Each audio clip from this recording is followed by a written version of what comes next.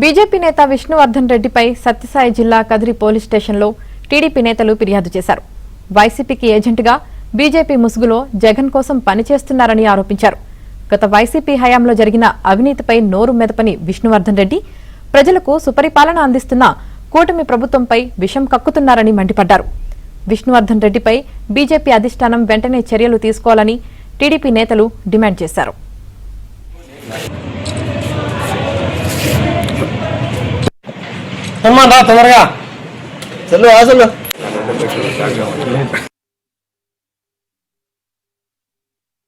కూటమి ప్రభుత్వంపై విషం చిమ్ముతున్న వైఎస్ఆర్సీపీ ఏజెంట్గా వివరిస్తున్న విష్ణువర్ధన్ రెడ్డి గారిపై ఫిర్యాదు చేయడానికి వచ్చాము.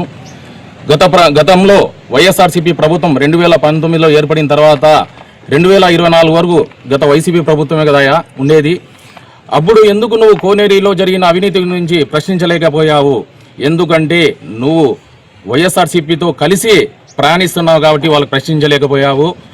నేను ఒకటే విన్నవించుకున్నా బీజేపీ హైకమాండ్ వారికి, ఇలాంటి వ్యక్తులను గమనించి కూటమి ప్రభుత్వం కలిసిమెలిసిగా ప్రభుత్వం ఏర్పడిన తర్వాత ప్రజలపై సుపరిపాలన అందిస్తుంటే ఓచోని జగన్మోహన్ రెడ్డి కానీ వైసీపీ ప్రభుత్వం కానీ ఇలాంటి వారికి బీజేపీ ముసుగులో ఉండి బీజేపీకి వెండిపోటు పొడిచేలాగా వ్యవహరిస్తున్నారు.